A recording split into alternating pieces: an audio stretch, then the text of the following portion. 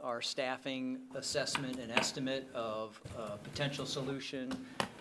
We've received feedback from the community, feedback from you as board members, and we've gone back and staffed some more of the information that we've received, and hopefully this evening we'll have an opportunity to talk more through that. I wanted to share with you some of the details around our reassessment of that.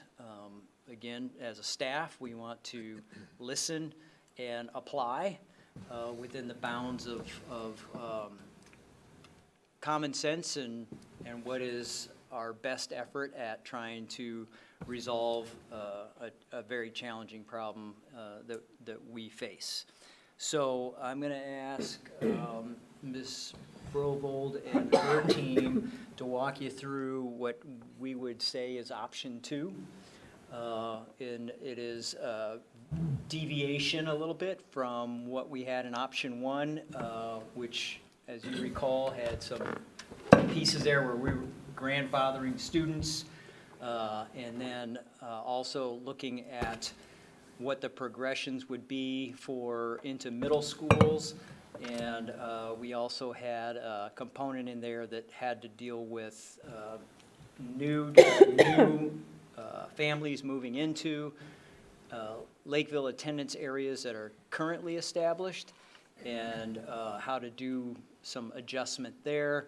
And then I think the more challenging issue also worked with siblings, because as we project forward, the numbers out to 2030 give us a picture that tells us that doing that is a major method to minimize movement, but also alleviate the potential over-enrollments that we do not have the space to accommodate. So I'll hand it over to Tracy to walk you through what we're looking at as a potential another option. And of course, we are open to discussions about broader solutions, but we want to also make sure that as we're talking about those, that the context of that is strategic and long-term.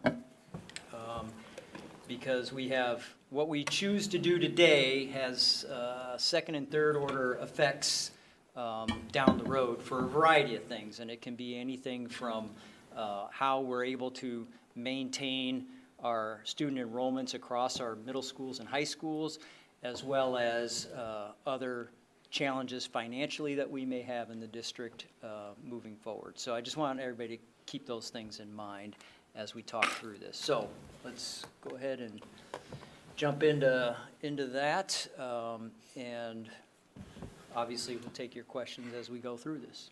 Yeah, great.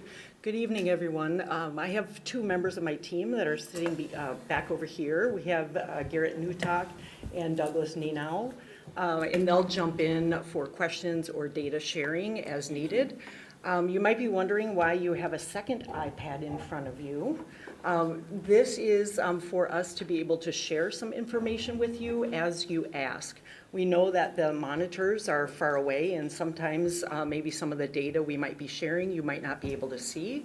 And so we wanted to make sure that we can push it out to you. The reason why we can't use your iPad or your staff iPad that you have is we're going to be sending this through Apple Classroom. And that is set up for students. It's not set up for adults. And so these are some of our student iPads, and they may experience some of this same type of activity within the classroom from their teachers. So if you push the home button or the belly button, like some of the younger kids call it, push that home button, it should open up and you should see our presentation on there for you. And you can go ahead and click to the next page. As Superintendent Baumann said, the purpose of our update is to present a second viable option to address that concentrated population growth across the district. We are going to take a look at, talk about the key data that we looked at and some key considerations. Our attendance area review team met probably about 5 times since the last time we were together talking about this. And that team is made up of several of our principals and district administrators. And I know several of our principals are with us here to help in this conversation today as well. On the next slide, you'll see the data that we reviewed. We took a look at our capacity study that we have. We also have a demographic, housing, and enrollment analysis from TeamWorks that was completed in 2023 and 24. One of the pieces of our internal analysis that we've talked to you about before was cohort survival rates, and that's how we predict enrollment in the future years. We also looked at actual versus historic. So where are we actually based on the projections that we thought where we were going to be? And again, that's an internal analysis. We looked at the impact of open enrollment and intra-district transfers on our the number of students we have in each one of our buildings. And then we've mentioned that 3rd grade cohort before, which is that bubble class. We're keeping our eye on them because that was the largest class that's coming through our system. And then we also looked at qualitative data. We've heard from our principals. Mr. Bakke presented to you one of the last times to talk about the number of students in his building and the issues that caused. We talked to some of our other principals about what was your experience like when it was overcrowded and we had to use some mitigation efforts before we built Highview. And so how can we use some of that qualitative data to help us to make a better decision? So you can go ahead and go to the next slide. Our key findings from that group was really that our enrollment growth is concentrated in that northeast of the district. And that's, again, where all our schools are kind of lumped up in that area as well. Our enrollment pressures do remain. So right now, today at Highview, we have 674 students. And next year, we are seeing 708 that are enrolled at Highview. At Century Middle School, today we have 958, and our numbers for next year are around 998. And so our enrollment pressures do still remain. But what we're seeing is the pace of that growth may be a little bit slower than we predicted. We know that housing sales have slowed down a little bit. Developers getting permits is a little bit lower.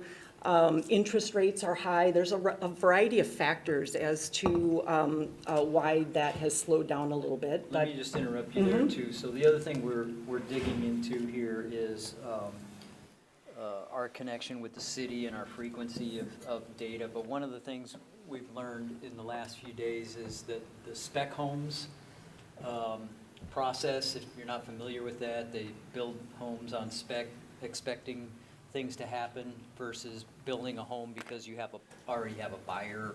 There's a whole process behind that. So my understanding is that Lakeville has transitioned. They are just doing purchase permitting and not spec homes.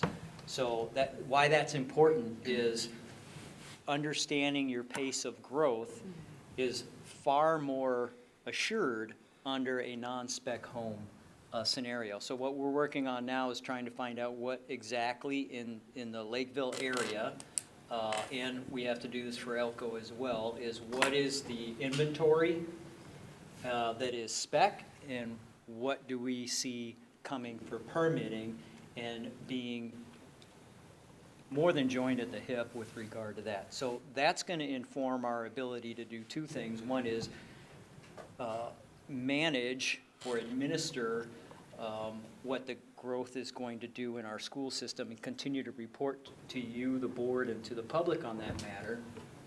But also, it's going to help us in the long-range facilities assessments that we're currently working on as well, that also informs this for our school district. The one biggest challenge strategically is the school board doesn't have any control over what the pace of growth is for Lakeville as a community, or Elko New Market for that matter. What we have to do is have our sensors out there that are collecting the information on that and seeing that and painting the picture for everybody. But the larger strategic problem is, because we don't have control of that, what we have control of is how our buildings are filled and what those experiences are going to be as we continue on this growth trajectory. And so I think messaging to our community, we want our community to grow, I think. But I don't know, maybe we want it to stop growing so that we don't have to deal with these kinds of things. But, and I don't mean that pejoratively at all. I know that there's communities that pace that a certain way. But we have to respond to that growth. And this will, my view is this will continue to be our challenge moving forward strategically as a system.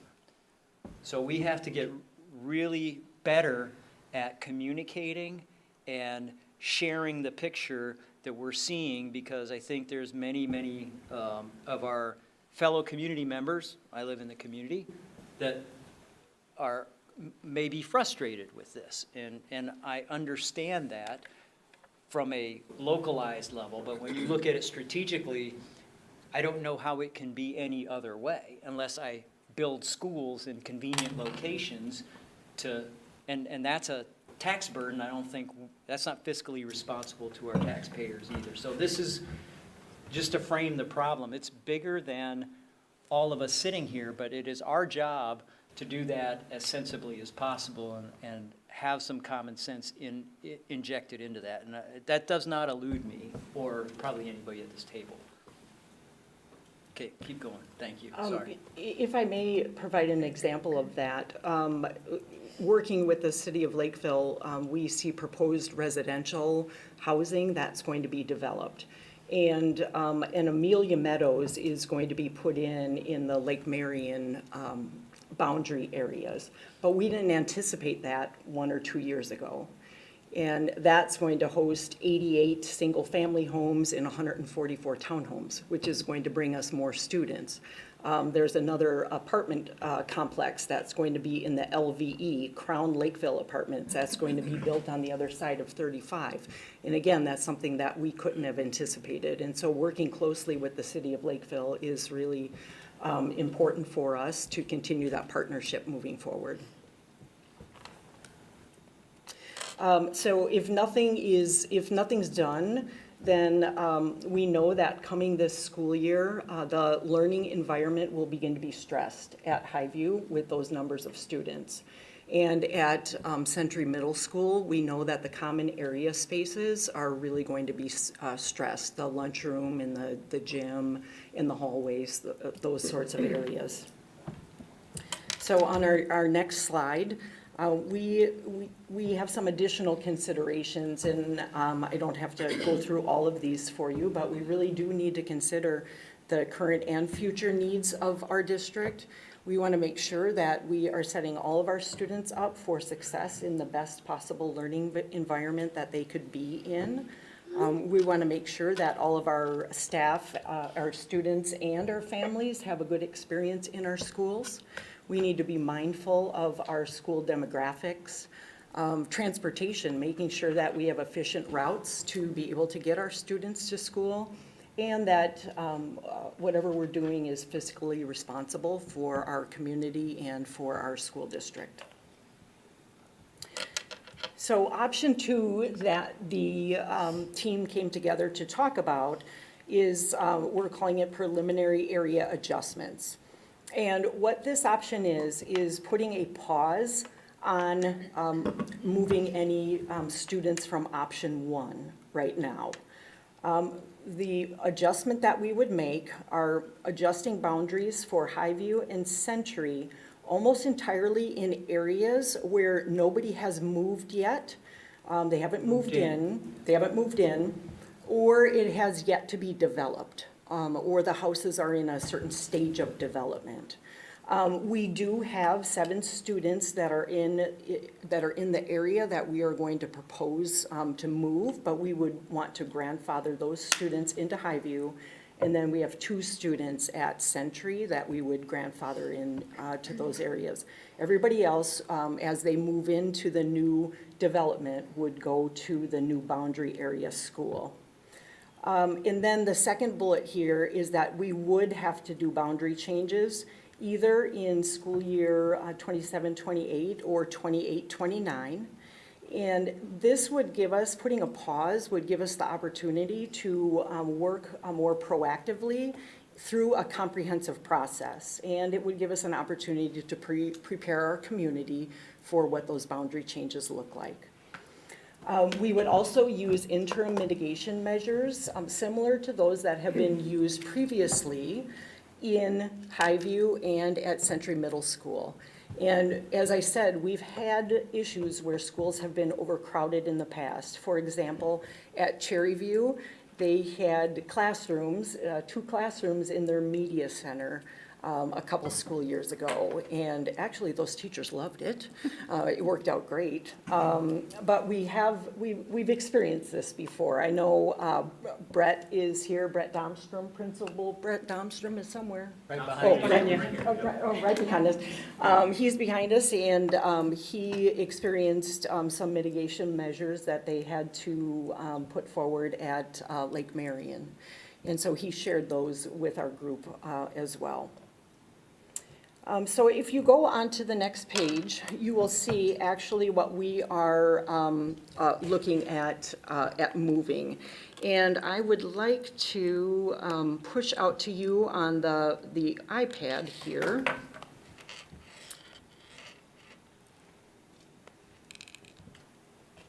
You should be moving to a, Yep, it's up. it's up. Okay. Pull it up here. Okay, and so I just want you to be familiar with the areas that we are talking about. And so this area right in here, sorry. No, it has an error message. Okay, all right, as long as it's fine. The areas that we are talking about are right in here, which is the Castellano subdivision. Is it not coming on yours? It's coming on that one up there. Oh, okay, so, sorry, if you want to look up there. The Castellano subdivision, and then we also have this area a little bit south of that, which is Castellano 3. So the first circle was Castellano 1. The second circle is Castellano 2, and then the second one is 3. And then the third area where they're building is the third circle there, and that one is Autumn Hill. In the top area, Castellano, we have 76 single-family homes that are going into that area.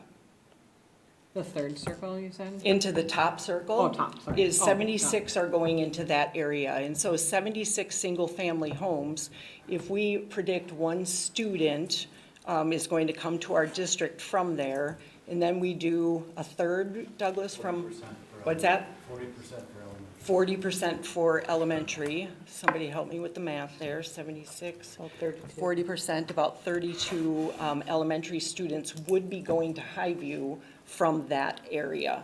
The second area, that's Castellano 3, is 67 twin homes. So 67 twin homes, we get a fewer number of students coming from a twin home than a single-family home. Douglas, do you know that number off the top of your head? Half a student. About half a student? Per unit. Okay, per unit. So, and that would be coming to our district, 34, 35 students, and 40% of those then to Highview. And then finally, we have Autumn Hill, which is 58. And I can't get an 8 on there. I can't get an 8.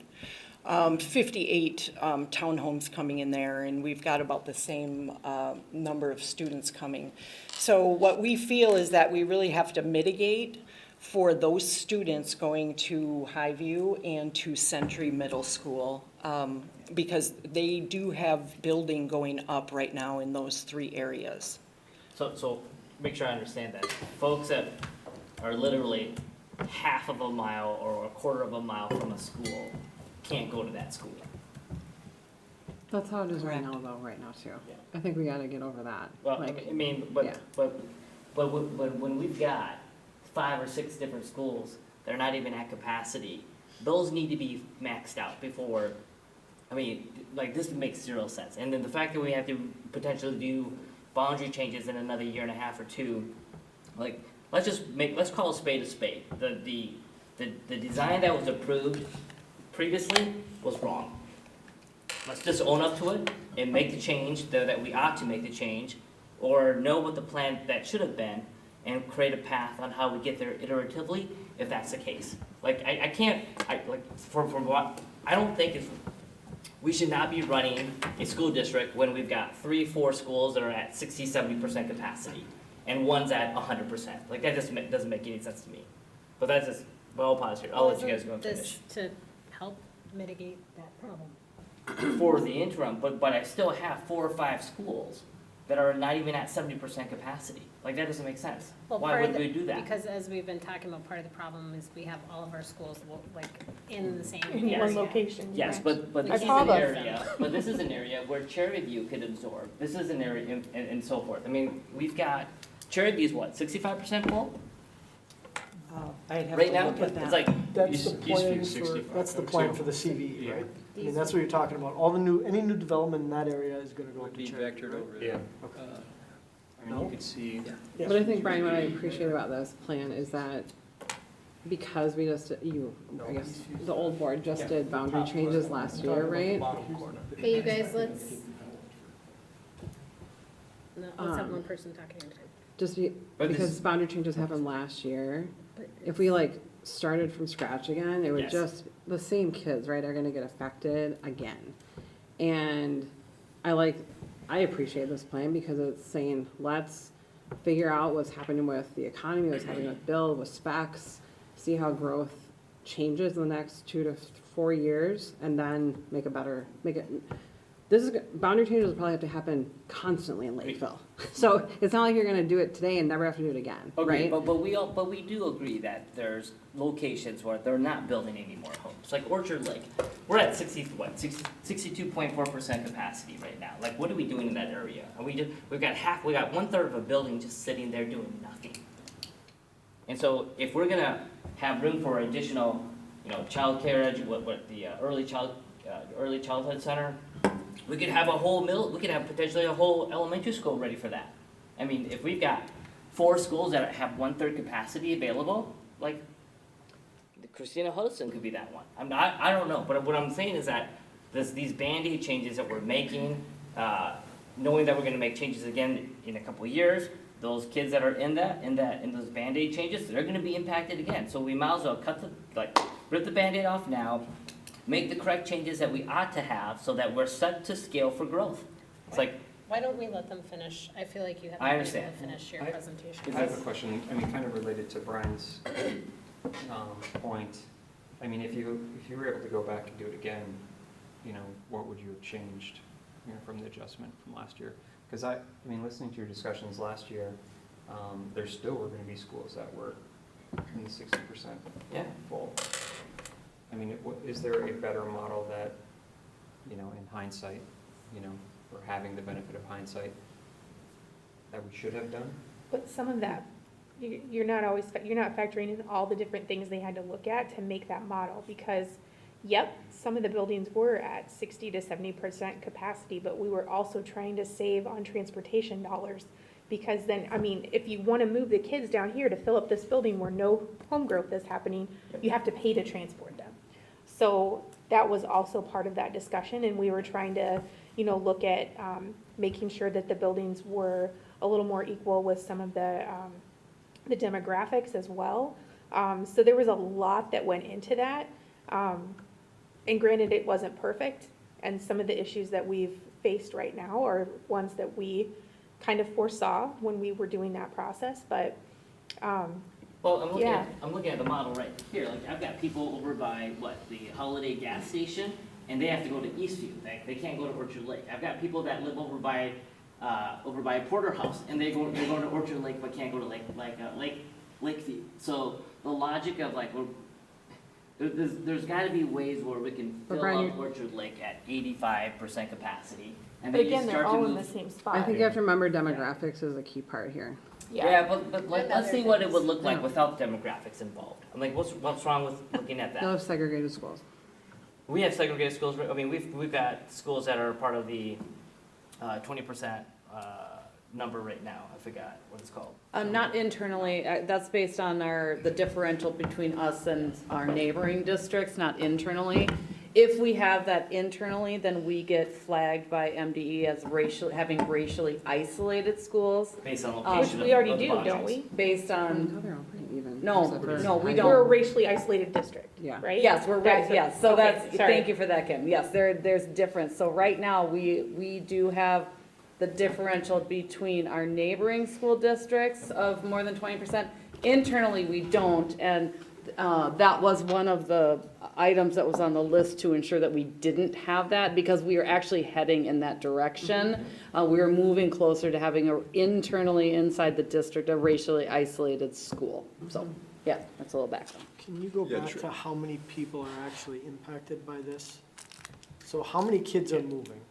How many You homes said are there? current enrolled kids, you said there was like 7 or something like that? 7. So you got 7 kids that are actually gonna have to move right now. 9, 7 from Highview and 2.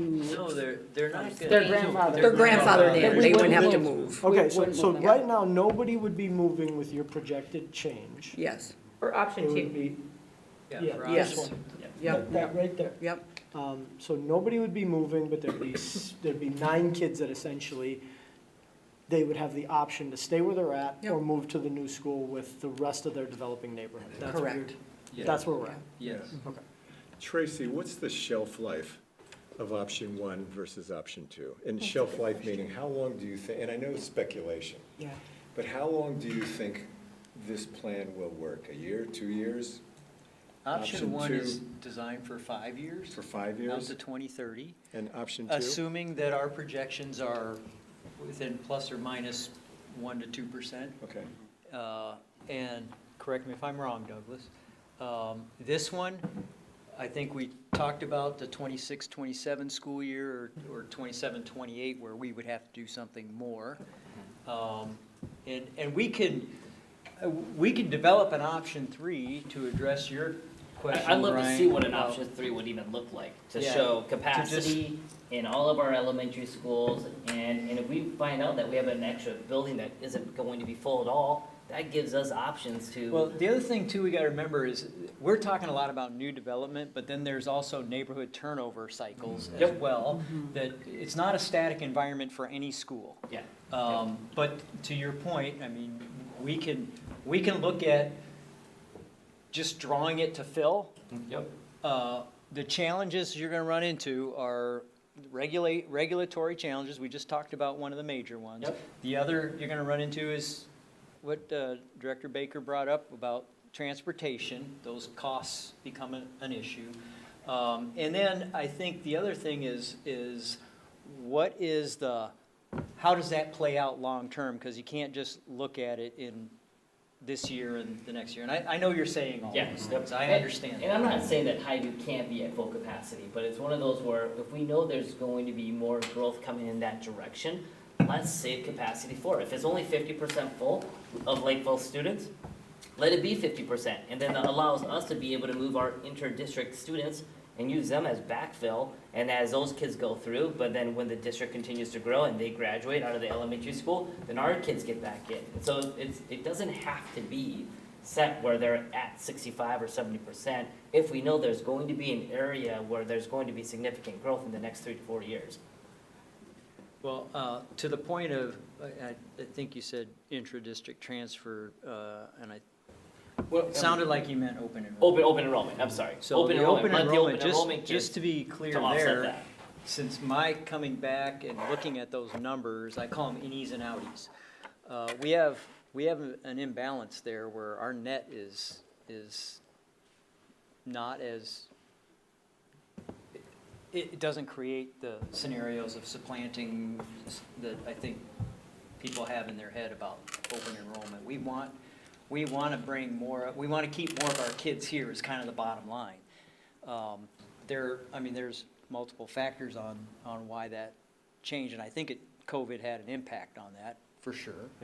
But I just want to be careful about, as we talk about open enrollment, one of the things we want to do is encourage it, because we do have an imbalance where our net is short under the current condition. Obviously, you want that to change. But we can develop that and show you what that looks like, and go through the pros and cons of that as well. I just wanted to make sure that we're having the conversation, B, you're telling us some other things that you might want us to look at, and that it's done in concert with the long-range view. I always think you always got to play the long game, because the short game gets you in trouble. So I do want to be mindful if that's what we're asking, that it is May, and so the buildings are doing kindergarten roundup, and people don't know what building to go to. And then we're also trying to plan transitions for kids that are going to middle school from special education, plus early childhood to elementary from special education. And it is very difficult to plan those transitions when we don't know what building they're going to. It makes a big difference for programming. And I'm sensitive to that point, and thank you for making it, but I think that at least in option 1 and option 2, and I would even say if you do an option 3 and everybody wants to go after that, I don't think that's this upcoming school year. Perfect. That's gonna work for us, for the reason you just articulated. Right. But we have to be obviously mindful of that. Option Right. 1 did have a desire to notify in June, just so that people can make some decisions, but, so we're gonna stay on that glide path, and at least for option 1, unless, we have some consensus around option 2 as at least Thank a you. course of action. Can I clarify one thing? That little blip that is staying in Highview at the northern end, is that because that part This is top? already? Yeah, that part's already developed. Yeah, and that's done? already developed, and there's already students attending Highview there. Fully operational at this point. So then, question based on not moving any kids now, how does that, there are certain things we can do to mitigate that, but I think the biggest issue with that is trying to make it so that every kid can eat lunch in a decent amount of time, and that they can schedule that for the amount of kids that are in the building. Is that a concern with the elementary principals? In this scenario, Highview, the way we built that school, can handle it. I'm a little more concerned about Century, because just been in there a lot. Not recently though, right, Jason? I haven't been in the lunchroom. Haven't been in the lunch line. I'm probably gonna get in trouble, but, I have a little more concern there. I know that, what did we say, 998 is what we're looking at right now? Yep. That's a lot of kids to get through the lunch line. Yeah. It'll be a challenge. Should we keep plugging through this, and then we can? Yeah. Sure. In this lower area here, this space would move from Highview to CVE, but there is really no development happening right there. It's just a precaution for us, just in case development starts for that area. And there are no students, correct, Garrett? There are no students in that area that are attending Highview right now. So on our next one, for the middle schools, this would be the same, where up at the top, they would stay at Century, Castellano here, and Castellano 3, and Autumn Hill would all move to KTMS. And again, I think there were 2 students that would be grandfathered in and would be able to continue on to Century. So is this creating a little like island basically within the Century zone currently that would go to Kenwood? Am I looking at that right? Yes. Okay.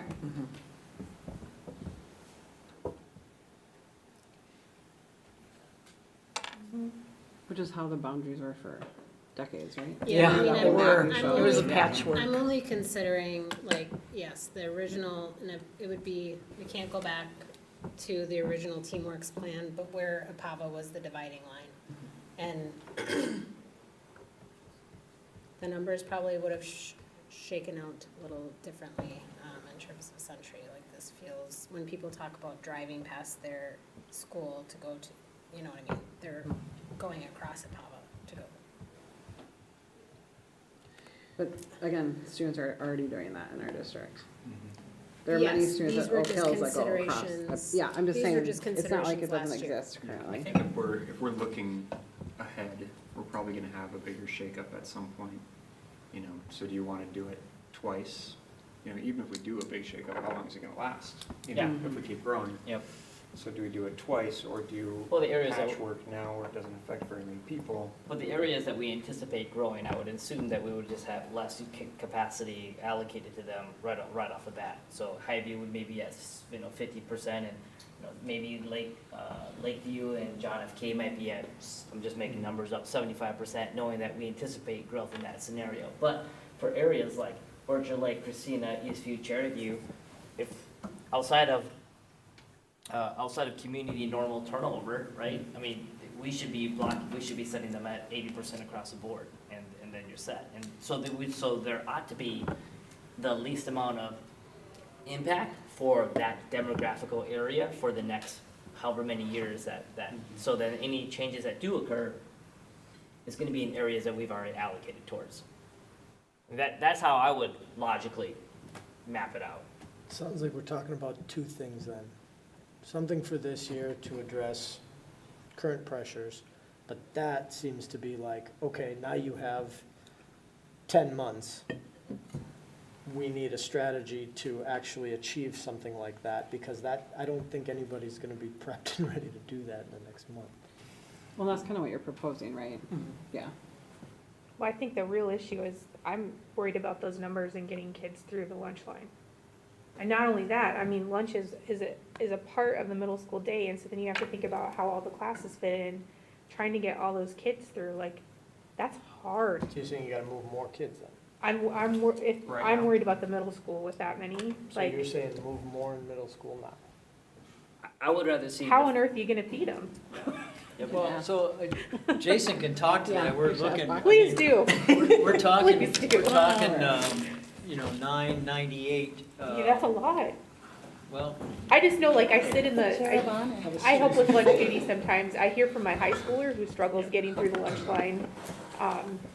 Yeah, Well, so part of that also, like, if we're gonna create a future state model for what elementary schools ought to look like, and I don't know how quickly that can get turned around, but, how much of phase 1 of what we're doing this fall could take pieces of what that future state model might look like, knowing that we're not making those changes again, twice.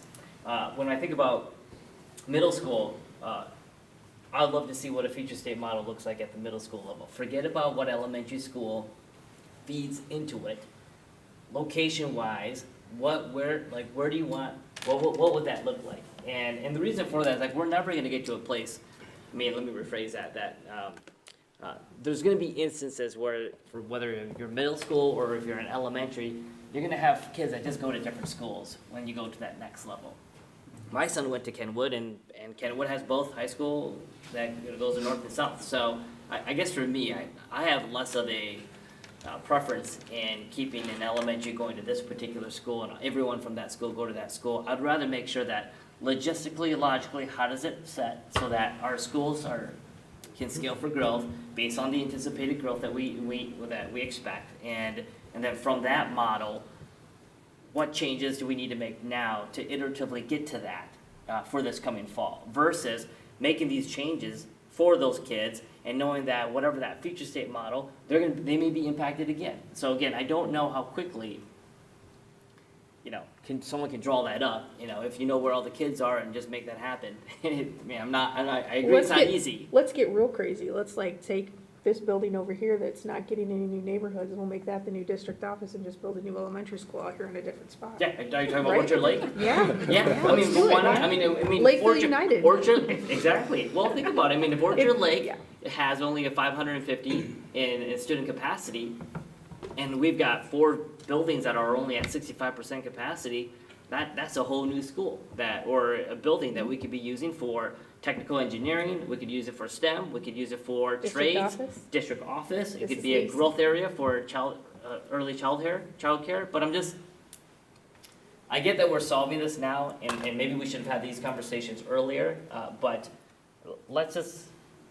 There's nothing wrong with being creative, though. I know, but I love to be able to. Yeah, I think those are great. Mhm. So. Those are my thoughts. I need to stop talking because you Mr. guys. Go ahead. So, yeah, I guess the question is, I mean, can you guys sustain next year with? over 1,000 Specifically to the lunchroom, and it's a great question. Yes, we can sustain. We are currently doing it, and I'll give you the reason why. In 6th and 7th grade right now, we have roughly 330 students. In 8th grade, we have about 280 students. So where we're seeing that 50 student increase next year is really at our new 6th graders that are coming into the building. So we are currently feeding roughly 330 students within 25 minutes. The students are getting through, they get through quickly. One of the things that's unique about the middle schoolers is they scarf their food down in about 5 minutes. And on days where it's nice outside and we're able to get them outside, it might be 4 minutes. They eat really, really fast. And we know that's not healthy for the students, but a lot of them are motivated to get outside. So we can do it with that 330, 335 where it currently stands. My worry is the move-ins that come in the summer, if we start getting into the 350s, 360s, that is not going to be sustainable, and that wouldn't be enough time. So just another question with that many kids that are in the building, what's the safety concern? Like, are you able to, in the event of a fire, evacuate your building within a reasonable amount of time with that many students?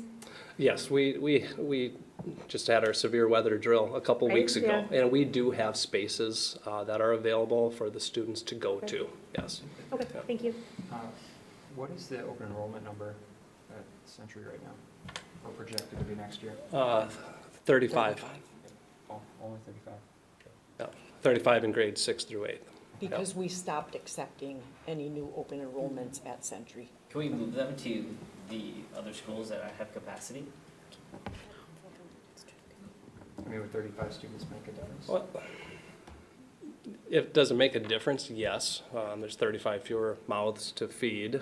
There's, one less student in each classroom from a teacher-student ratio. I think that the difficulty there would lie with the friendships that have been formed throughout all of those years.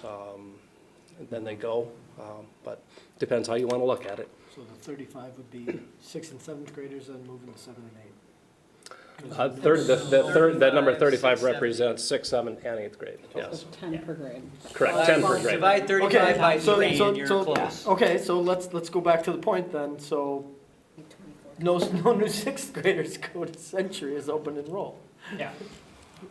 What's that? No new 6th graders get to open enroll next year. Right, in Century. we've already stopped. We Yeah, they've already already stopped done that. We already did So you're that. saying that'd be 7th and 8th graders? So it's just, Next year. yes, Yeah. 7th and 8th graders are the only open enrolled kids. Roger, yes, I Okay, understand what you're saying. that was my clarification. Thank you.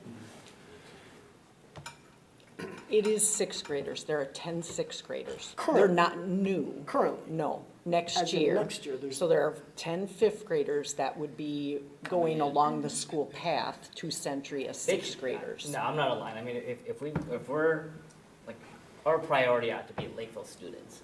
And so if we've got students coming from outside the district, fantastic that they want to make that choice. They're coming to want to join a Lakeville school. And so if we've got capacity, then we should move them to different, if they haven't started the middle school years, then those individuals should, in my opinion, should go to a school that has more capacity, if that helps us out.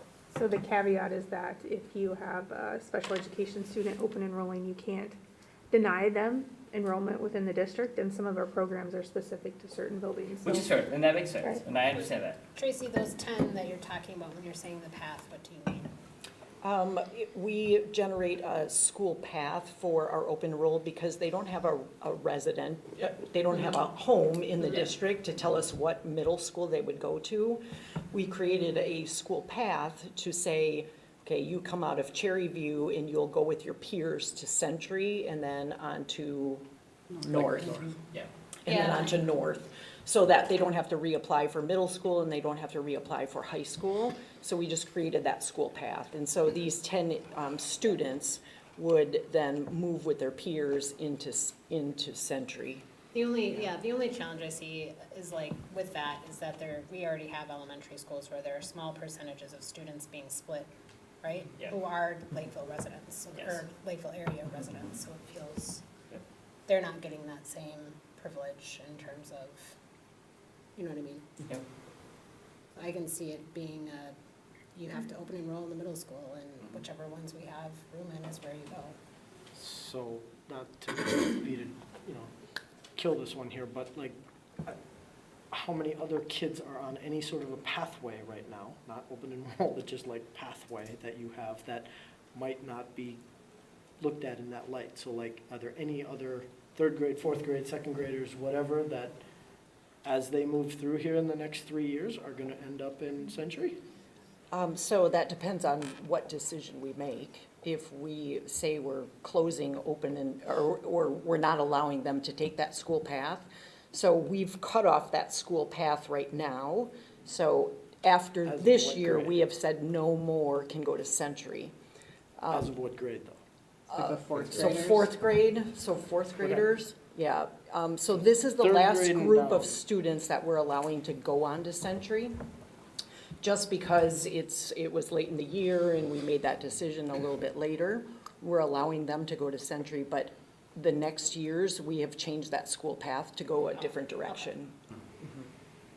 And it was 10 students and Yeah. it's 10 students. It's not a classroom full of kids. And I am 100% conceptually aligned with those pathways. I mean, when a student outside the district wants to come in and like, here's your potential pathway, but when we get to capacity constraints and boundary issues, like, I'm sorry, you're lowest on the priority. Like, we gotta take care of our Lakeville students and where we're gonna go first.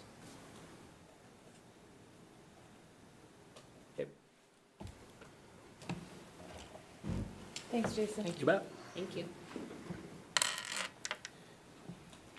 Okay, and our last slide that we have here was talking about the risks and trade-offs for each one of the considerations.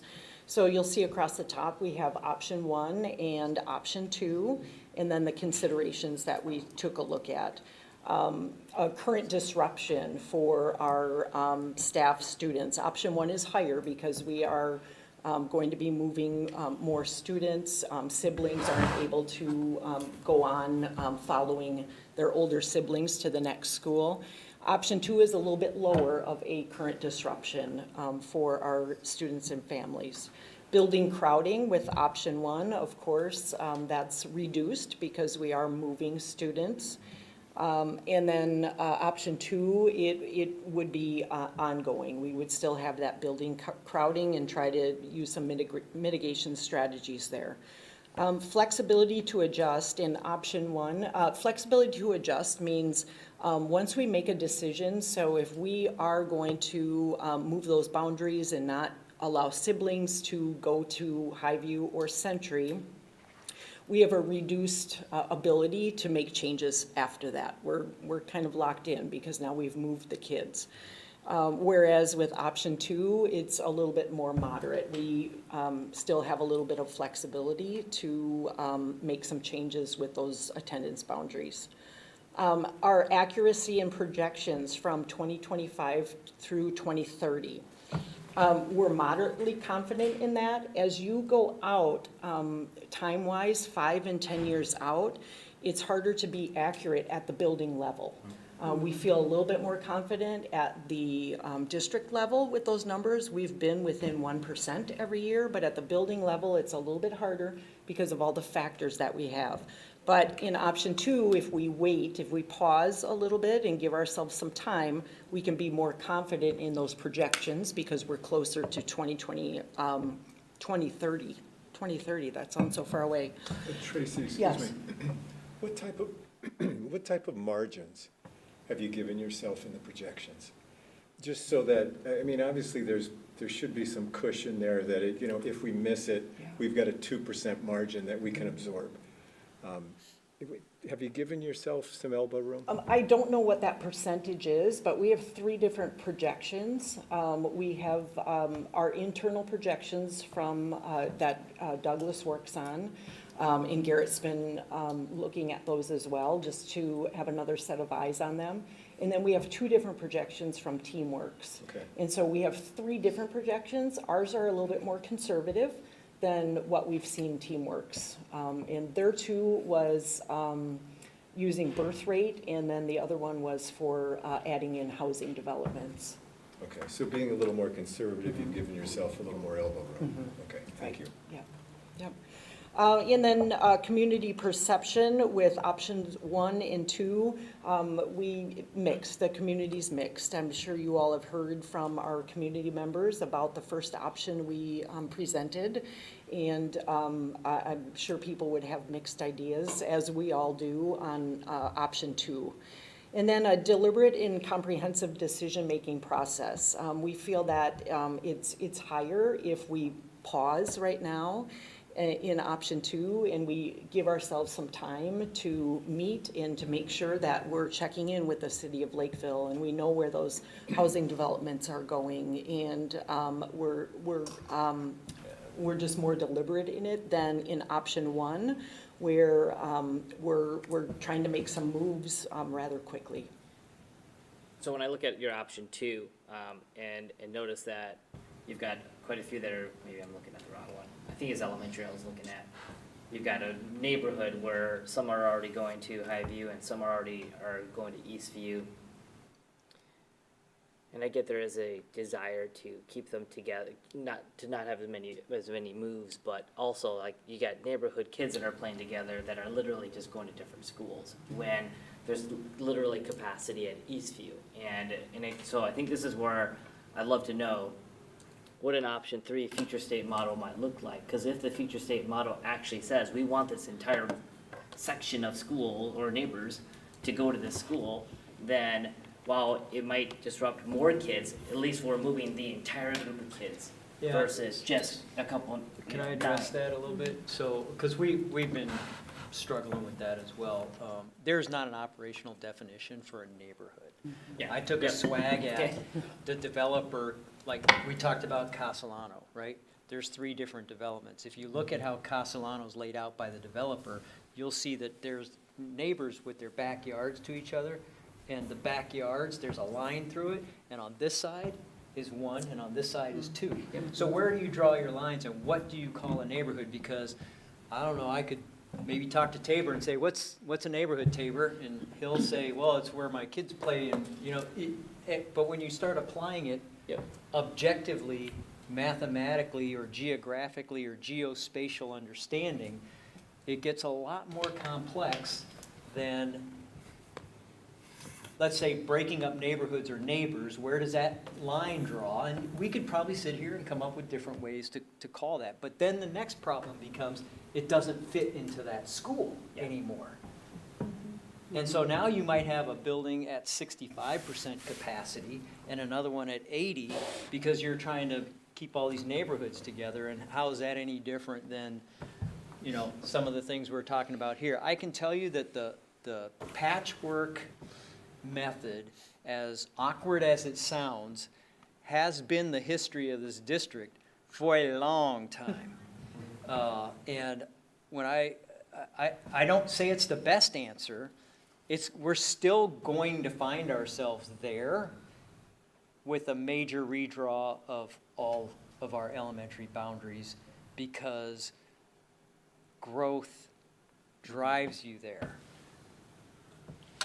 I have a question. So Brian was asking this question, last year during these discussions in the capacity issue, and I can't remember Emily, if it was you or the superintendent at the time, that had mentioned that there were plans or discussions about using the extra space in those elementary schools that weren't at full capacity or in the 60 percentiles for other purposes, such as maybe centralizing special ed or using it for other needs of the district.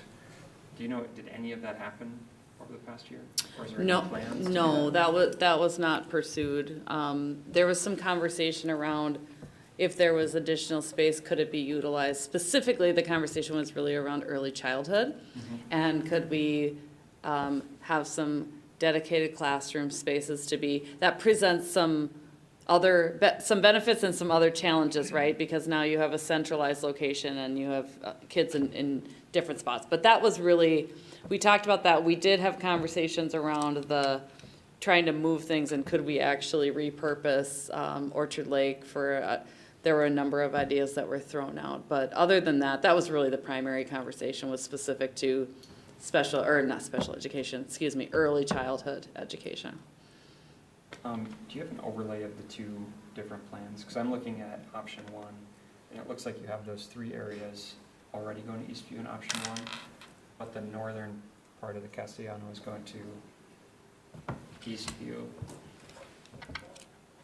in option Like that one. horseshoe. Underline. I do not have an overview, but I do have our other presentation that we had. And then is the area on the east side of Highview? Is that staying as Cherry View? Or Does- Highview? in does option- this one in help at option all? 2? I think it's Highview. Highview. So that's what I'm looking at, yeah.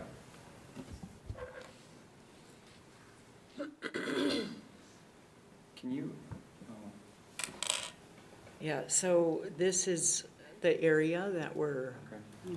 talking about here and down below here. Mhm.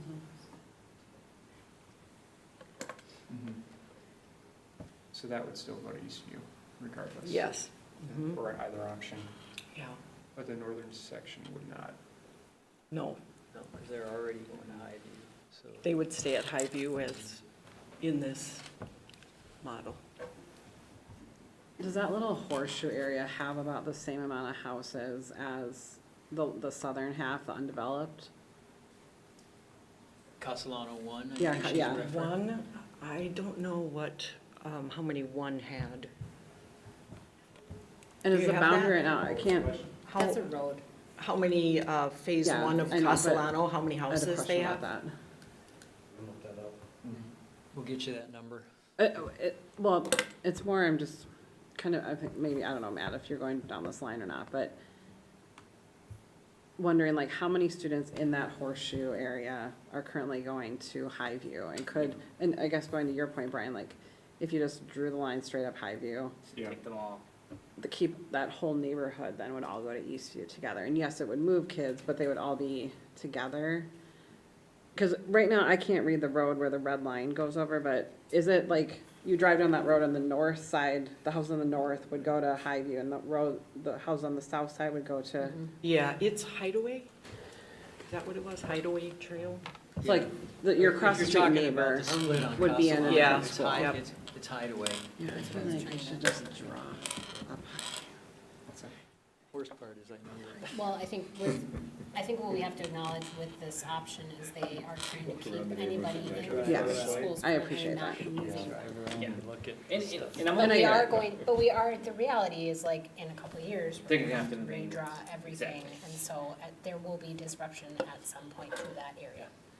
So are we just kicking the can down the road? Is that what you're Right. saying? So we gotta go without. If you could kick it 5 years down the road, it's not as bad. Yes. Right? It's 2 years. Yeah. Yeah, shifting kids It doesn't. last year, this year, and then another 2 years. Well, that's That's the part of, challenge. we gotta Yeah. live in Reelsville, right? Right. And as I walked in, I'm like, okay, do we move, do we not move? How do we minimize that? Because it is the situation that's presented, so my view is to minimize that to the extent possible. Yeah. But that's just my view. What's the There's- current there's number at other- Highview? You mean frequency? Yes. What's the capacity at Highview right now? What's the capacity or the Yeah. number of students they have? Well, I guess both, yeah. The number of students they have right now is 674, and the capacity is 700. How did it get that high? I mean, like, was that in our projections? I mean, do we It have was a? not, but it was, we had I'm looking at questions this. about it. I'm looking at this and I'm like, how is 670 people living right here? Is that, There's more than that living there. right? I mean, it's. So That's a our lot of projection, people. as we've said before, is 1 student per single-family home, and we have a higher number of that. I can't tell you the exact number, but it was more than 1 student per home, Douglas, which is do you not know? what we projected. And do we have a lot of open district and inter-district transfers, or is that like 0? No. It's just strictly people There that are, live there. it's strictly people who live there. The numbers might show that there are like 4 open enrolled students because their house was being built and we didn't want them to start in another district. Okay. But we allowed them to come in, so it's really low numbers. So you guys have spent hours reviewing this compared We've- to our time. Driven down those roads. Yeah. What's, We did drive from North Castellano and count what would be your houses. recommendation of the 2 options, or between the 2 options? Well, my concern about a recommendation is I think for sure we have at least one more scenario we've been asked to develop. And For this year, you mean? I don't know if the board, I'm hearing you say no to that. I'm hearing Well, you say if- you want a third option, and you're saying we need to make a decision, so I don't know if But there he is said- consensus here. So my question was, like, if there were going to go out for a third option, would it impact the things that we have going on this year? And he said no to that. Well, because they have to be able to plan for this. Right. year on it year. would mean, if we are gonna go down the road option 1, then I think, end of June would be the latest. We need to share that's the direction we're going. Other than that, and we can do another scenario development before that time, and we will. I mean, we should, if this is a desire that the board has, with the attendant feasibility assessment of that is, are we gonna do that? Are we gonna invest in that? Are we gonna do a public engagement process with that? I really think that if you're not willing to do that, that there's other second and third order effects with not doing that. So I'll leave it at that. It's not my decision, that's your decision. I would counsel that if you're going to do a full map redo, that we go through a very deliberate process of doing that. And what I'm sharing is there is actually space to do that. The necessity of it from a risk assessment perspective is kind of in question here. More to your point, Mr. Chair, option 2, I think, gives us the best opportunity to find the best long-term solution, and would be, in the absence of a third and a fourth course of action development or option development, that's where I would land. But it does imply, if you go back to the risk assessment on there, it does imply that we're gonna have to make some changes down the road, and the pace of growth or the pace of filling those houses is gonna dictate that. We know that the pace is slower than what we projected. All it's gonna take, I think, in Lakeville is a clear flip of the economy. You could look at interest rate as one of the major indicators. With the spec home, and that's why I wanna have a better sense of what that spec home inventory is, because that means people can move in, like, here's a house. Got a loan, you're in. Can I ask one question here? So you have is this just Google Map or is this a GIS map? G- So you got a GIS. GIS overlay. So we've talked a lot about data. We got addresses for every enrolled kid in this entire district. Do we have a GIS overlay that has it all exactly, like, or are we still estimating? Estimates we are do. only for the new developments, right? Correct. Yeah, Okay, right. okay. I just want, just clarification. So if we make these, if we don't do anything truly disruptive this time around, other than some of this stuff for moving some kids to to Kenwood, we are gonna have to readjust then when the third graders are going to Mhm. no, so that feels like an opportunity to do the more, because last year, I mean, I think one thing we have to acknowledge is like what is happening right now in a time pressured situation to make a decision versus last year, the very comprehensive process that we went through that had several rounds of community, or it had a lot of community engagement, several rounds of responses to community engagement, and that feels like a, I don't like to use the word fair, but more just process to go through if we're gonna make kind of significant changes. I would say the challenge is those people living in these areas that we are either leaving right now at Highview or leaving at Century are gonna face that transition in a couple, that's inevitable. I think the other thing is to think about that we have two buildings that are like almost completely full, and the students in those buildings are going to have a definitely different experience than the kids that in buildings that are only 60 to 70% capacity. And I think about that because I had a student in 5th grade when we had higher classroom numbers and there were 35 kids in 5th grade, and it just totally impacted inclusion because there were just so many kids in that classroom. We couldn't even fit in enough desks, and then didn't even want to be in there because it was so crowded. And so then that's the trade-off. And then you're also thinking about lunch and getting kids through, and just the overall experience it's like in a building when we're that full. And if you ask our parents, like on surveys, they always say classroom size is one of the things they worry about. And in those two buildings, that's going to be significantly different. And that's just based on community surveys. Can I ask that question? Like, will classroom sizes more or less be even across the district with proposal 1 or 2? He's saying no. Well, You're saying so they'll be higher. secondary is a little different than Yeah, different elementary. now. Yeah, yeah. Elementary, we have Yeah. guidelines. We know that at Highview, we're gonna need a 4th grade and a 2nd grade. Sitting Mhm. here today, we know Mhm. that. Under just about any variation you wanna come up with. Secondary, I'll let Jason speak to that, but we don't have a class size Right.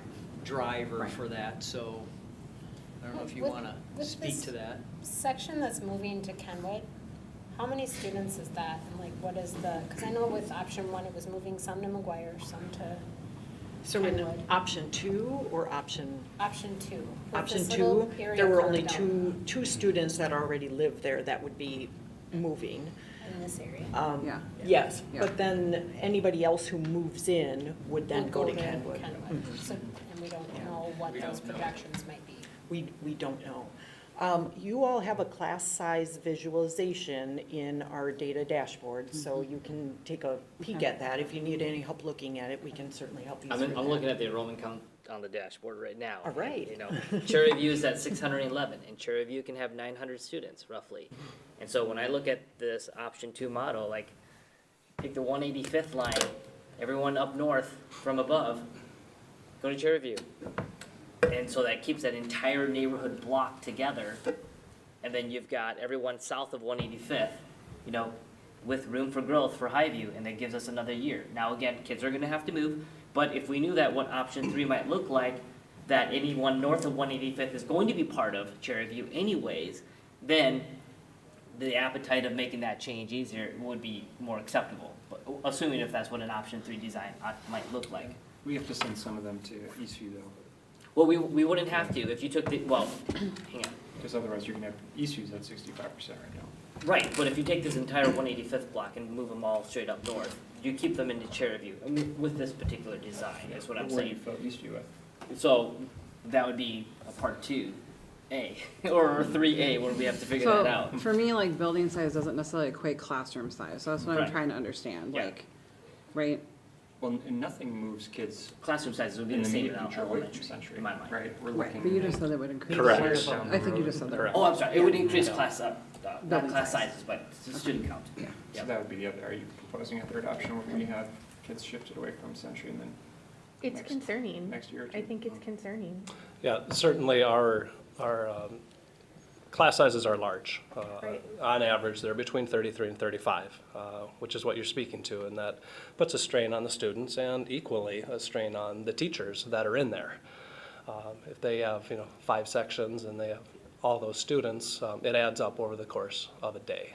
And if we're saying as a board that we're focused on students having a desired daily experience where they're having like individualized instruction, how on earth can we say to our teachers like, hey, you're gonna do twice as many, report cards and everything as everybody else because your building's higher and we And just Jason- don't wanna move kids right now. But I just want to be clear that I understand. And Jason, you're saying at McGuire and Kenwood, the class sizes are not the same as Century currently? Correct. How What's- big are they? yeah. What are the class size averages? Is that what you said? Yeah, I guess. Class size averages there are, Tracy, I know is pulling it up right Just now. looked at it too, and I can't remember. I would assume Yeah, 2 or 3 kids more per classroom. and roughly you got 100 between- teacher, 100 student Yeah, gap. 28 to 31 would be my guesstimate. So we're potentially 5 students per classroom higher, yeah. Well, and that's, I think one of the challenges that I've struggled with just in terms of getting feedback from across the process last year and what's going on right now is that people are thinking about the school that they see across the street as like their school, but they're not necessarily thinking about what their child's experience is gonna be in that school if it is overflow or too high. And so I think that's the responsibility we take, is to make sure, like you're saying, that. Yeah, a lot of people built though in all these neighborhoods because they had certain schools pegged for all those neighborhoods. That there was all listed on there. I mean, it was like, oh, here, you're gonna go boom, boom, boom, done. I live a block away from That's- Lakeview and my kids went to Cherry View. Well, and, I mean, when I bought my house, my kids were going to Century. That's not the We have case anymore. Kids It's who live in okay. the northern part of our district who goes to No, I south. So, I understand. mean, I'm that's just not, saying, that people had- changes. I mean, this is the inherent, This isn't like, built up yet. heartstrings that you're pulling on for every single person who built it, previously, and they were thought they had a pathway, they had whatever. I mean, that was sort of the, But I think it all comes down to like, I'm just saying, it's It gonna be was- uncomfortable for everybody. right, it was hard for us when our kids were moved out of Lakeview, but when we sat down at the table with the district, we're like, this is the experience I want my kids to have, the desired daily experience, the access to services that they needed. And so that was what made the move okay, because this is what my kid needs, right? And I just think it's really hard that we're asking staff and kids to be in a building that's over capacity.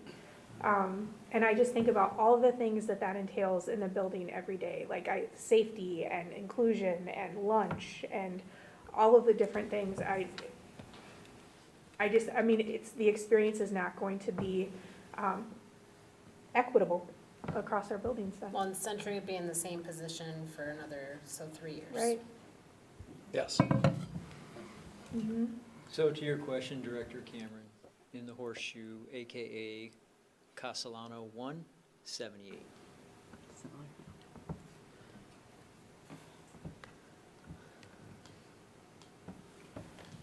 My guess is no kids are gonna voluntarily leave Century though, because they know they're gonna have 33 kids versus 30 kids.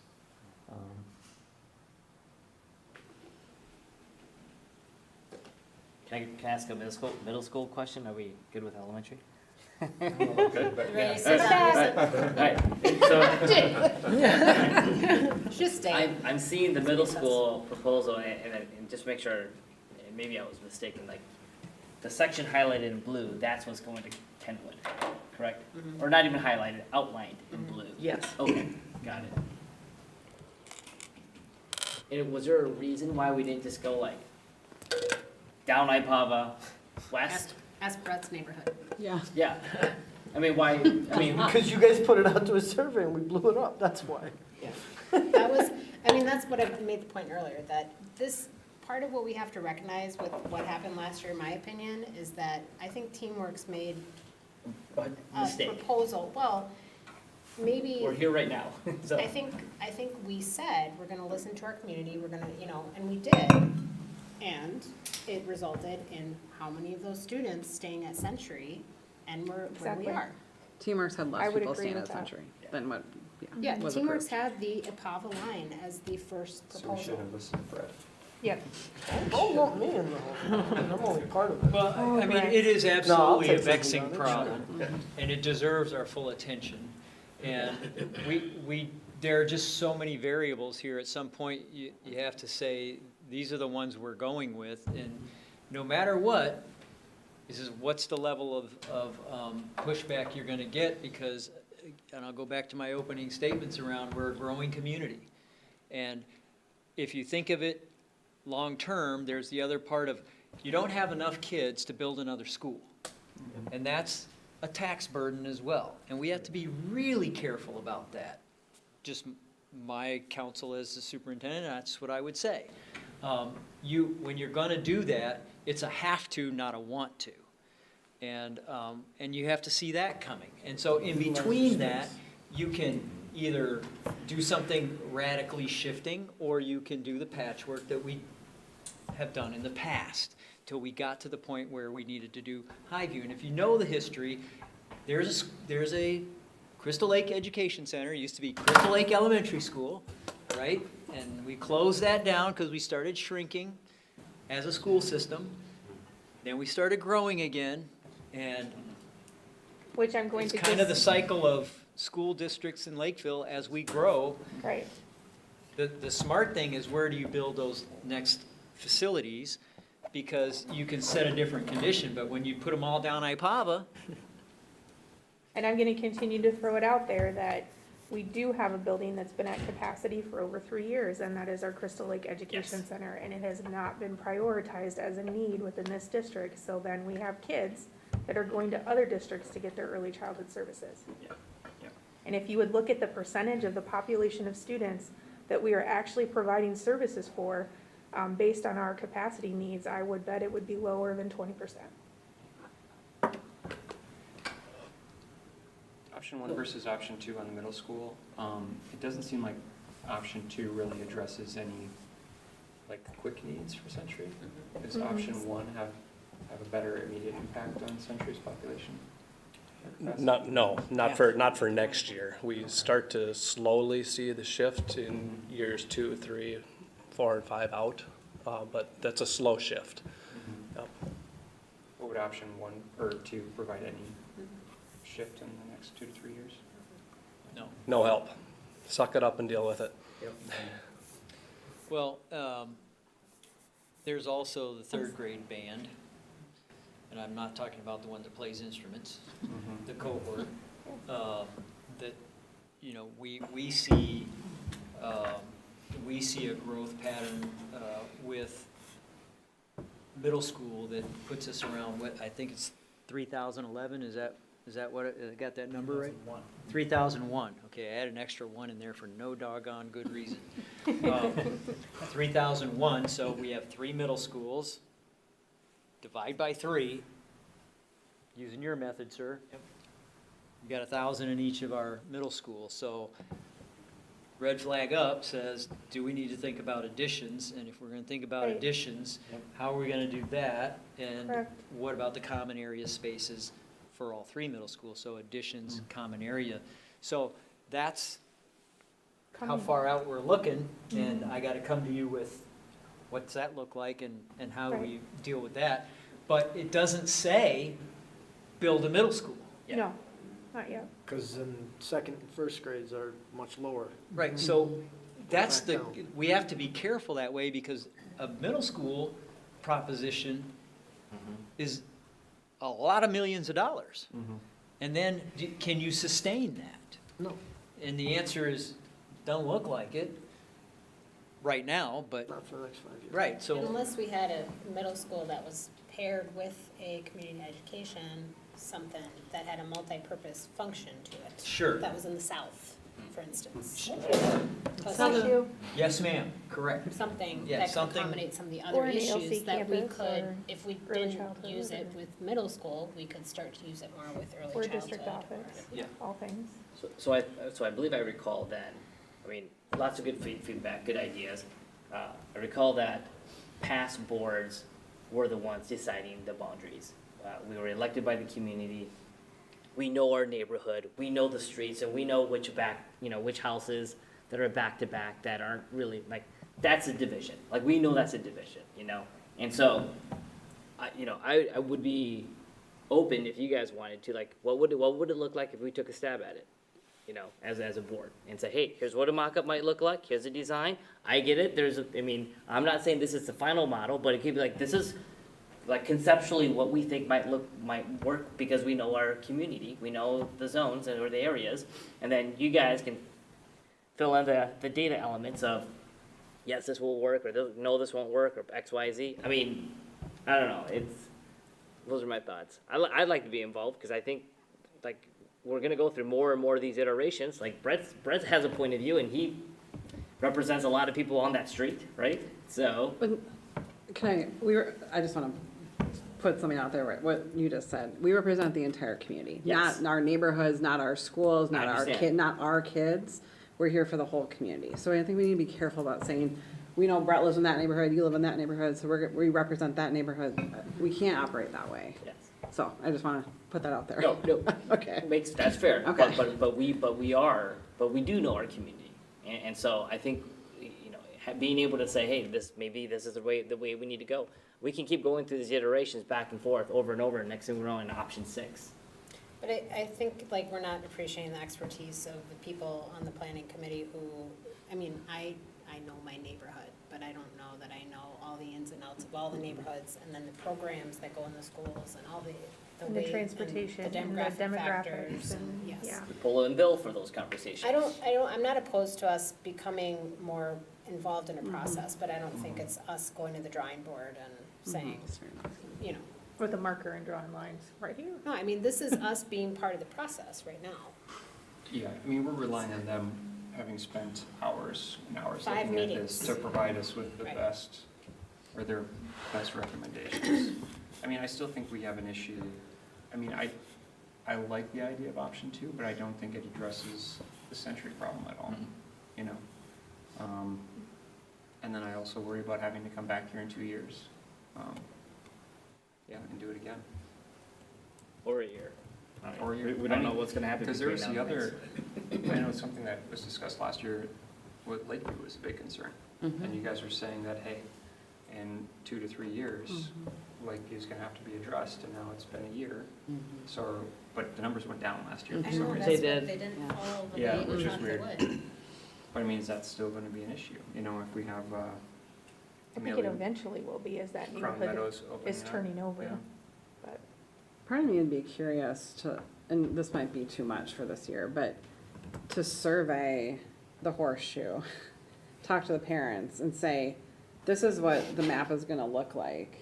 Okay, you don't like this idea. Oh, no, do it, by all means. I mean, I'm just saying, I'll Well, tell you, these if are- they have an opinion, if the neighborhood says this is where we wanna go, they'll let you know, don't worry. Yeah, okay. I won't say what I'm gonna say. because they're going to Eastview or Highview, right?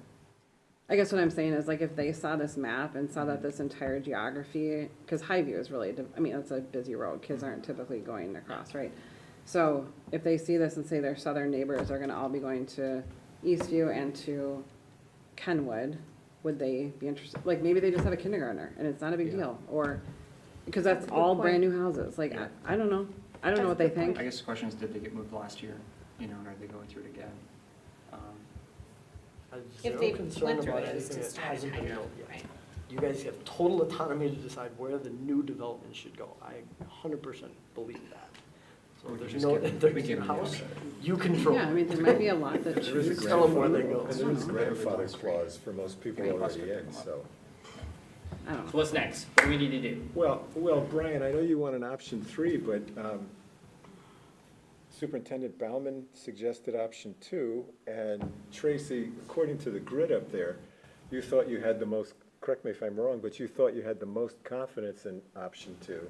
So we've got 2 votes. Well, again, I want to be clear. And I'm not suggesting that's the decision, Michael. Oh. I'm He said he just- wasn't I'm just- recommending. Yeah, we're not recommending, we're just suggesting that Yeah, this is the way I it's think leaning. developing option 3 is something we should do, and we'll do that ASAP.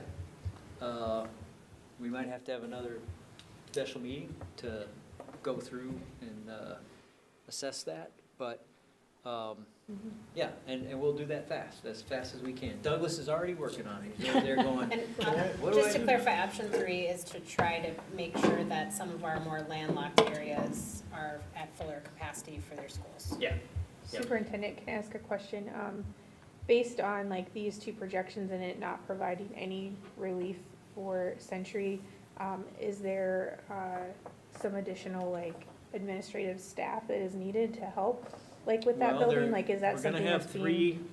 We're gonna have three AP deans for the first time in a long time. I Okay. can't remember what year that. 2007, I Yeah, believe. it was the last time we had that, so. Okay. Yes, I think we also have to really look at Highview. Right. When I was here before, we established 700 as a Yes, line of departure for adding an AP in elementaries. So those are the things that we're going to have to, those are the mitigating factors. That's a major one. I think, as I said earlier, Highview is probably going to need 2 classrooms.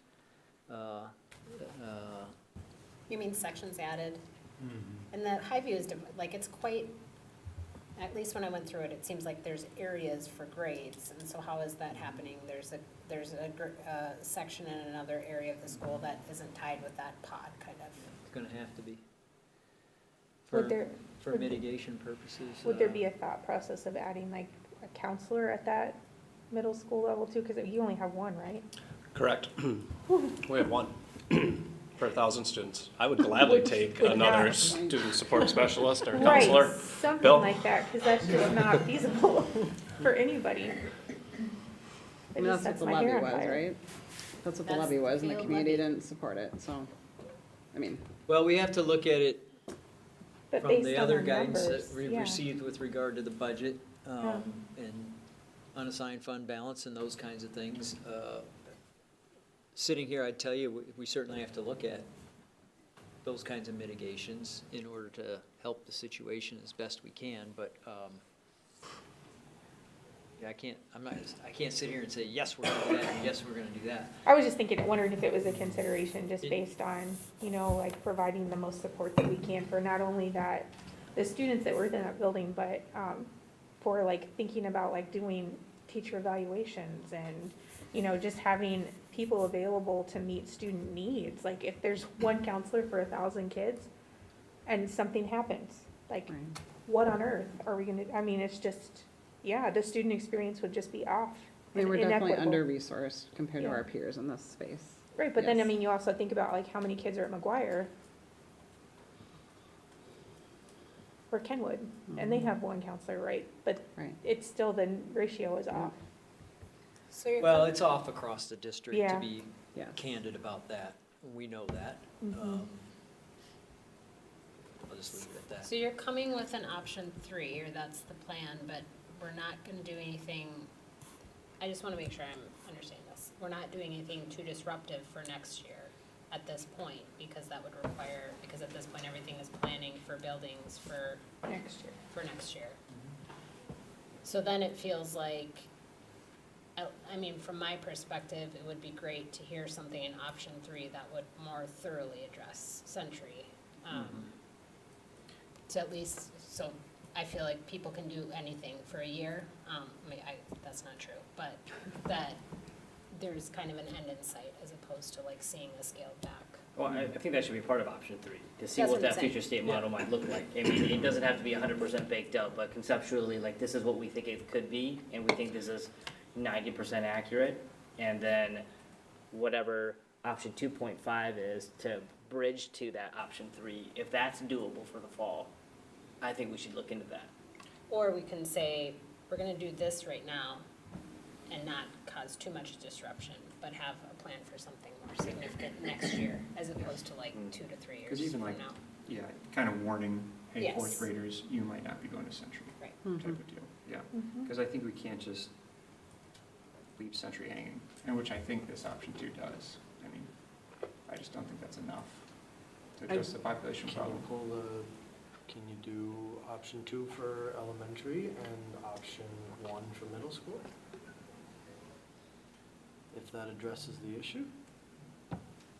I mean, I don't know if it, There I were, don't think it'll I deviate feel like it there were enough. still a lot of things to talk about with Yeah, I don't think with the we are. middle school stuff in option 1, because it was like, I don't know, I. Yeah, you had a bunch of people heading south that then come back Going to to north, McGuire and the and- whole yeah, deal was yeah, kinda yeah. a little wonky, so. But I mean, I think like, we wanna make sure, as we're talking about all of this, that we don't have schools bursting at the seams in the next so if we have to write it out for, and I hate to ask you to do that, but to write it out for another year, but then more immediate relief in the following school year. I do have a concern around option 2 and not moving those developments that we don't have students in yet. The longer we wait, the more families are going to move in and register Well, for option 2 school. includes that.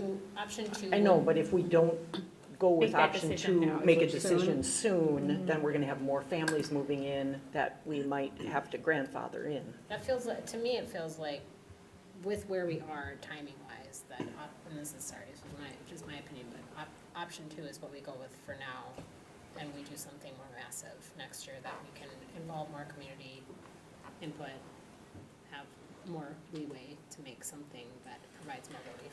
I'd like to see, if we're making a decision towards making that decision or providing guidance, I want to see what every one of 185th going to Cherry View looks like. What's to the east of this? I mean, how far does the Century boundary go on option 2?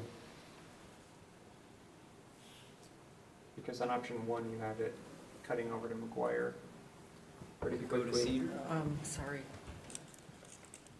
What am I looking for? We didn't do what's best for you. You need to just draw a line, type eyeball. I know, but the Kick to the left like the this. challenge is like all the planning that's happening right now, and how long is it gonna take for us to get to a decision? Oh, it does go with Cedar.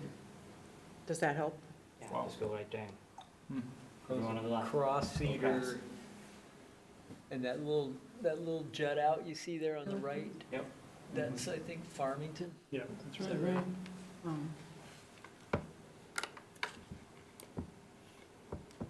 Are you emailing this to us, did you say? I mean, we don't have to make any decision right now technically. I would prefer you didn't. Yeah, I mean, we just, I guess. We want to develop course of action 3 or option 3, and we're gonna do that as quickly as we can. Mhm. We just obviously need to get you back together when we're Okay. ready to do that. But we definitely have to look make at a that. decision before the end of June. That, yes, I think that maybe sooner than that. The end of May, right? I mean, the old adage, no decision is a decision, is in effect in a scenario like this, so, We can discuss another date.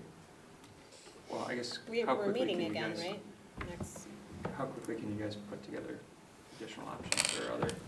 we're working on them right now.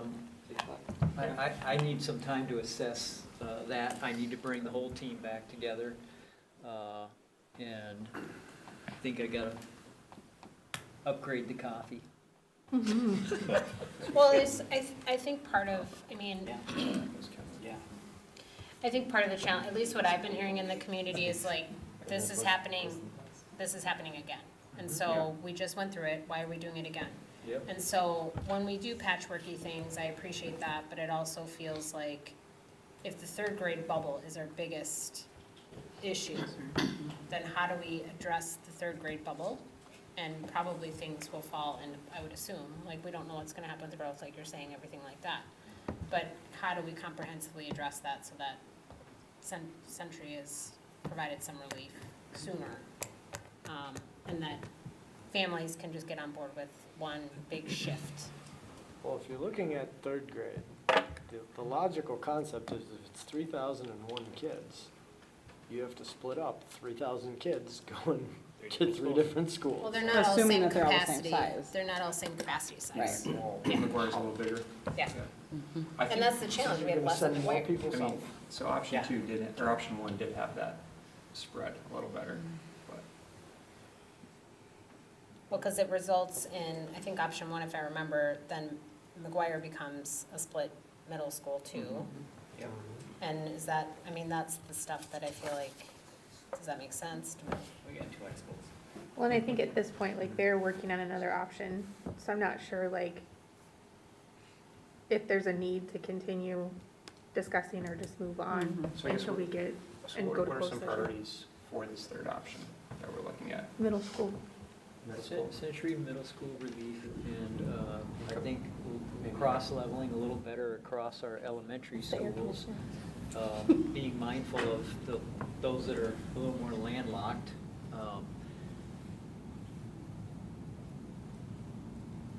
I think that Teamworks did do that to some extent. But again, I was not here, so I don't have command of the details regarding that. I just listened to some of the presentations with regard to that. I think it was mentioned earlier, maybe by Director Anderson, about kind of public feedback drove you a little different direction. I would say that scenario may play out again, but we should develop it as a staff, and we will. Thank you. I'll give you one other one to think about then. So the idea of community schools was one that, I'll tell you, my community ran nuts on. Everybody's like, you're gonna bus us past the school, we can see the school, so it's that whole concept that we were all talking about before. The neighborhood's right there. So like, people, it's hard to understand how you got that issue. So again, if you put out the guidelines, like last year, or 2 years ago now, whatever it was. Last year. Last year, God. When that was done, one of the guidelines that they put out there was trying to keep community homogeneous clusters right around the school. So if you wanted to do any boundary, part of your guidelines that you guys had was what it all has to touch. Can't have any stop and then move. So by doing that, you're forcing all the people who live right around those schools to say, how can you not have me at that school? That ticked off a lot of people. So that wasn't just my neighborhood, that was a lot of other people too. Like, when you give them those types of guidelines, and you're trying to keep it all, everybody can just drive up and down the street, and that's the group that all goes to this school, you have some of this unintended consequences. So, I mean, I live just north of the boundary of that cutoff. I know. So your neighborhood area, Yeah. that state, I live just north of that going to Kenwood. I know where you're. A decision is made, there's part of this that I feel like as a school board, we have to think about, like we've been talking about, what is gonna be the best experience for our students and staff. I'm not disagreeing with that, I'm saying when you put out those guidelines, But then maybe we No, need to no. revise that. well, that's Yeah. what I'm saying, so think about that, that was my directive to you. Like, maybe that isn't the guideline, that everybody has to be, you have to have the whole boundary has to always touch type stuff. Like, maybe that doesn't make sense for us right now. Well, I some don't of know. that And was then you not got just. transportation and yeah, it was everything else, I mean, there's a whole transportation. bunch of issues with that, I get it. Yeah. And I But think I'm we have just- to be Be aware of very, the unintended pieces of some of the guidelines that were put out last time. I wasn't part of that, but I was on the task force or whatever it was called, the community task force. And I think what was meant is that we have contiguous lines, right? Not that it's a neighborhood school per se. Our geography is too big to have neighborhood schools, the way the literature would define neighborhood schools. And that, I think, going back to Emily, your comment earlier, that we can get in a place quickly where we have segregated schools based on income, based on a variety of factors, when we allow certain communities to advocate when other communities are not. And I think it's important to have balanced schools as best we can. So I'll just say that here. If I may add one thing, so the guiding change document throughout the process of the boundary changes, whether it was the internal team that was working, or the input team, or the larger community feedback, we really drafted all of the options based on that guiding change document. Because depending on what the board wants to accomplish, which was the intent of that guiding change, the guiding change was to say, we absolutely can't have racially isolated schools. We want to maximize transportation to reduce some costs. So those things that were determined, those were the guardrails. So anything that came forward adhered to those guiding principles to the degree possible, because it's not always possible to meet everyone in the same way to the same degree. And so I think if we're talking about larger scale changes, we know we have some glaring issues that have to be addressed more rapidly. We live in a dynamic environment, we have to make maybe some changes more quickly than we would like. But to Michael's point, from a strategic standpoint, what is it that the board wants as the guardrails. So Director Thompson brought up, I'd like to see the schools maximized in terms of number of students based on their capacity. Okay, so that would be like a guiding principle. So as we're thinking about moving forward, I think for Tracy and the team, that would be a helpful document to have. So we make sure that when we're bringing things forward, that it's really meeting the intent of what it is that you're looking for. So there's the, I'm sure you all have access. If not, we can send it to you, but that's the old one. We can not have any of that, have some of that, whatever it is that you all want to decide as a board. I would be cautious with that because those were developed based on all of those scenarios that we have. So while you might not worry as much about demographics, there are things that are tied as far as financial for each building to get money based on like free and reduced lunch population, and you get title dollars, you get compensatory funds, and if you're not careful in how you divvy that out as far as demographics go for each building, then again, you have racially isolated ones, you have ones that get all their title funding because that's where all it is, and then this building doesn't get any Title I reading, and those are programs that all students can benefit from. Yeah, and I'm not suggesting necessarily replicating this, I'm just saying we're in a different place now, so what is it, what are the core features that the board would like to see the scenarios developed around? So back to Brian's point about, I wanna see the schools maximized across the board. Just the landlocked ones, we know that's pretty Sure, full. yeah, I mean, exactly. And leaving obviously Lakeview and John F. Kennedy and maybe Lake Marion with some extra capacity. So, but that's just my point of view. And we've got a lot of landlocked ones on Yeah. the north side. There's a lot on the north side, And- and so, and if there are, and, Schools are on the north side. right, Again, going back to the history, I built them down Ipava, I can't pick them up and move them. I mean, Thanks, I think Jason. either of these It would be options are nice. bad. Yeah, I guess the question is how quickly do we want to do this again, you know? I think a minimal change and then just something, I think I still have trouble understanding I feel like we did something pretty significant last year and here we are. And so, if there's a way to do better, something that's more significant so that we're not having to keep adjusting. That would be my preferences. To your point, Emily, I mean, I don't know how everybody else feels, but something that will hopefully last longer. Again, I think the most defining part of that's gonna be pace of growth. Because it's not predictable unless, it's predictable if we're dealing with non-spec homes. If you're in that other area, then you're back there. And that's why that inventory is gonna really matter, because the spec homes are kind of the wild card. Well, and it's a lot, that's how the neighborhoods are typically built here recently, right? Right. Is we're doing a So development. what is, yeah, and I just Yeah. wanna have a sense for what exactly is that inventory, because it'll Yeah. give us a sense of what the unknown is and how we maybe impact that. And maybe there's some historical data about spec homes that we can apply mathematically to say, making a staff estimate on a historical data for spec homes in Lakeville, or something like that. Yeah. So Michael, when does the decision need to be made on Well, I this? think what's the first board meeting in June, do you know, Kim?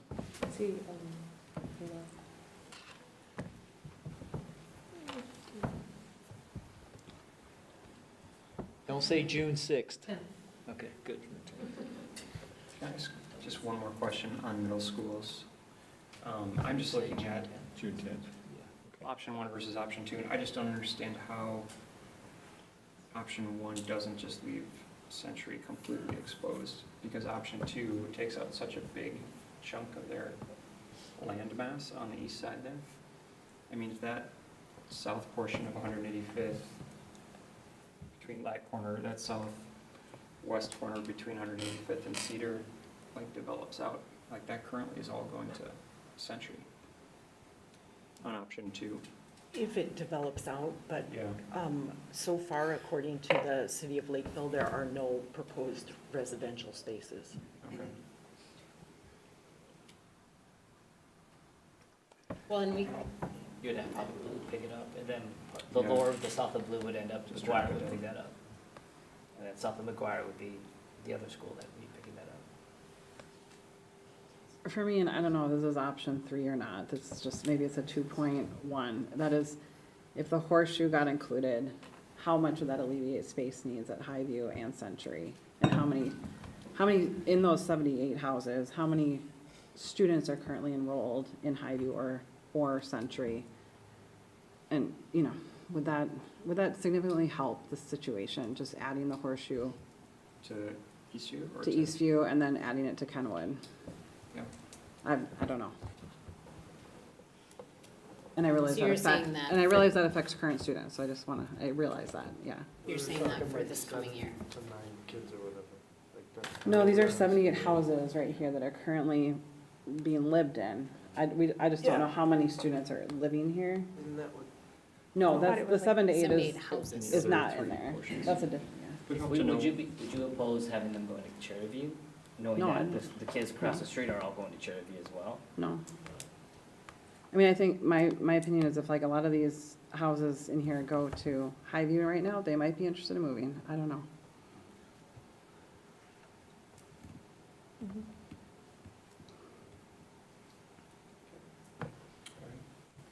We're good for now? Yep. Good as we're gonna be. You want to go? All right, we're going to vote to go into closed session. After we do the vote, we will be booting everyone else out. We technically have to come back into our normal meeting after the closed session, but all it will be to do is to adjourn. So you're welcome to stick around, but you don't have to because there will be no business discussed after we come back into our regular meeting. So with that, I would move to go into closed session pursuant to Minnesota State Statute, Section 13D.05, Subdivision 3B, to engage in negotiation discussions. I'll second. Second by Director Anderson. All in favor, say aye. Aye. All opposed?